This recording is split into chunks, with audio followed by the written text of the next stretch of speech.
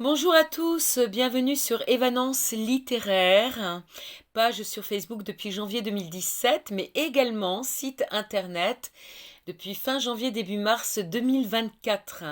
Je suis Évangéline Brunois, je suis la rédactrice de à peu près 1300 chroniques. Cela concerne environ 700 auteurs, je ne sais pas combien de maisons d'édition, mais je profite de l'occasion qui m'est donnée pour les remercier pour leur confiance renouvelée pendant toutes ces années. Je vais vous lire une chronique que j'ai rédigée le 15 décembre 2023 concernant Veiller sur elle de Jean-Baptiste Andrea, paru le 17 août 2023 aux éditions L'Iconoclaste, 580 pages. Prix Goncourt cette année, ne l'oublions pas. Michelangelo Vitaliani di Mimo et Viola Orsini sont de la catégorie des personnages inoubliables. Nous accompagnons tout au long de nos vies. Des êtres à part, hors normalité, qui chercheront inlassablement le moyen de s'insérer dans une société carcan au risque de se trahir eux-mêmes. Mimo n'est petit par la taille, mais immense par son don de sculpteur.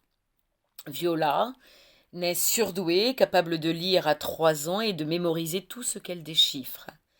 Cette mémoire éléphantesque et son intelligence acérée ne sont pas les qualités attendues d'une femme, sous le régime mussolinien en particulier. Issue de la glorieuse lignée des Orsini, sa famille ne lui demande que de se marier et d'enfanter pour l'honneur du nom. Lorsque Mimo et Viola se rencontrent enfants, c'est un coup de foudre. Pris dans une histoire d'amitié et d'amour à la vie et à la mort, même lorsque Viola grandit et dépasse son camarade d'une tête. Leurs extractions sociales sont à l'opposé, leur physique également, mais ils continuent à se voir, à rêver ensemble avec d'autres amis mis dans la confidence. Leur secret n'est pas éventé, se rejoignant dans le cimetière la nuit. Ils œuvrent même à la construction d'une aile qui permettrait à la jeune fille de s'envoler bien loin, tel un Icare déjà condamné à tomber, irrémédiablement.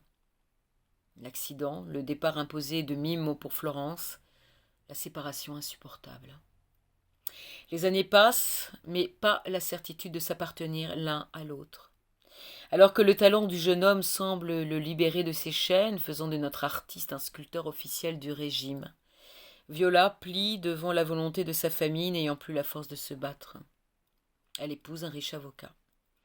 L'un comme l'autre font des concessions pour être acceptés, mais le naturel revient toujours au galop. Comment se libérer des pièges dans lesquels ils se sont eux-mêmes jetés?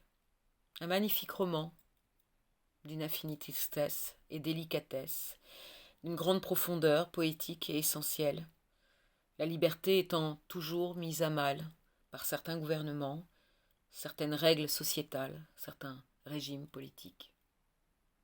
C'est un livre splendide. Je vous laisse découvrir la 4e de couverture. Non seulement c'est un livre qui a gagné le prix Goncourt, mais il a aussi gagné le prix du roman Fnac. Donc, vous pourrez découvrir ainsi la 4e de couverture et la biographie de Jean-Baptiste Andrea sur le site de l'éditeur ou sur le site Évanance littéraire. Je vous remercie infiniment pour votre attention et à très bientôt. Au revoir.